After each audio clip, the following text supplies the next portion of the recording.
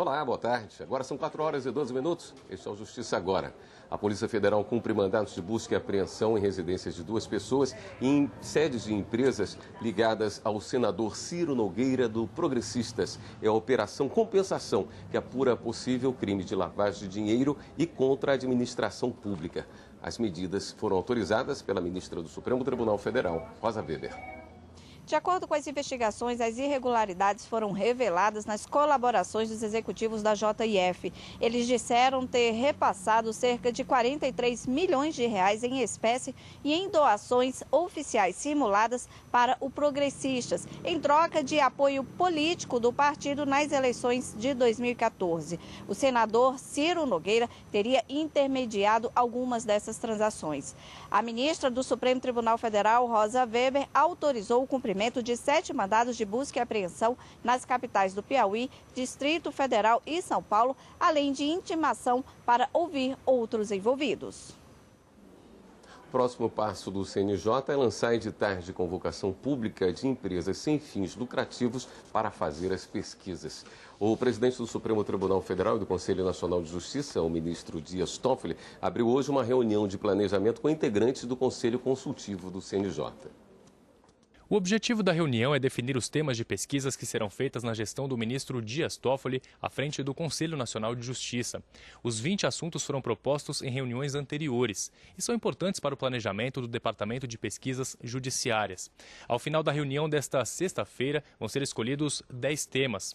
Outro objetivo é a realização de mais estudos, como, por exemplo, o Justiça Pesquisa. Esta é a segunda reunião do Conselho Consultivo do Departamento de Pesquisa Judiciária.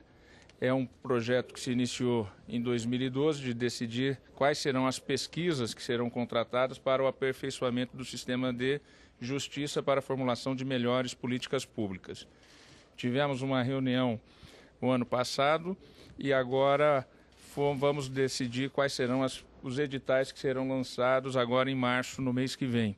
Em vários temas. Há vários temas a respeito do funcionamento da justiça, informatização, igualdade racial, diagnóstico sobre casos relativos à infância e à juventude, sistema penitenciário, ou seja, são várias as sugestões de pesquisas que existem. Nós temos que delimitar 10 pesquisas, que é o limite que nós temos, e então o Conselho vai se reunir para decidir quais serão esses temas que serão pesquisados.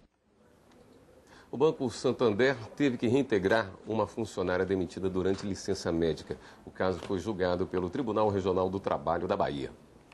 A bancária trabalhava há 7 anos na empresa e foi demitida durante o período em que estava afastada do emprego, recebendo pelo INSS o auxílio-doença acidentário. Ela ainda tinha direito a mais 6 meses de benefício quando foi dispensada, sem justa causa, pelo Banco Santander, na Bahia. Com a demissão, os planos de saúde médico e odontológico foram cortados. A empregada solicitou à Justiça do Trabalho a reintegração imediata.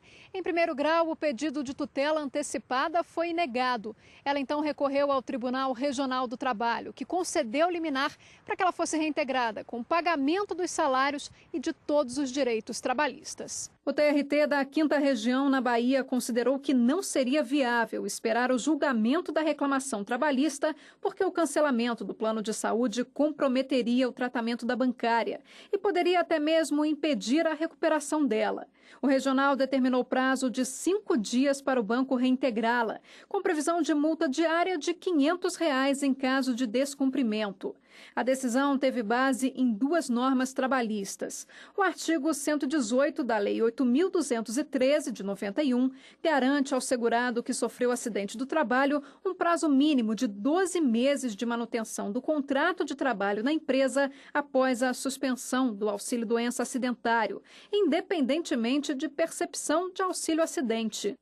O direito é assegurado pela súmula 378 do TST, que reforça a estabilidade provisória em caso de acidente do trabalho quando o afastamento for superior a 15 dias. O Banco Santander entrou com recurso de revista e o caso chegou à seção 2 de dissídios individuais do Tribunal Superior do Trabalho.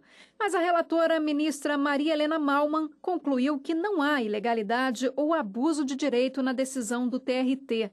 A ministra citou 2 requisitos para a concessão da segurança: a probabilidade do direito e o risco ao resultado útil do processo. A decisão foi unânime. Assim, ficou mantida a reintegração da empregada demitida durante licença médica. A Justiça agora fica por aqui. A gente se encontra logo mais, 18h30, no Jornal da Justiça, segunda edição. Até lá.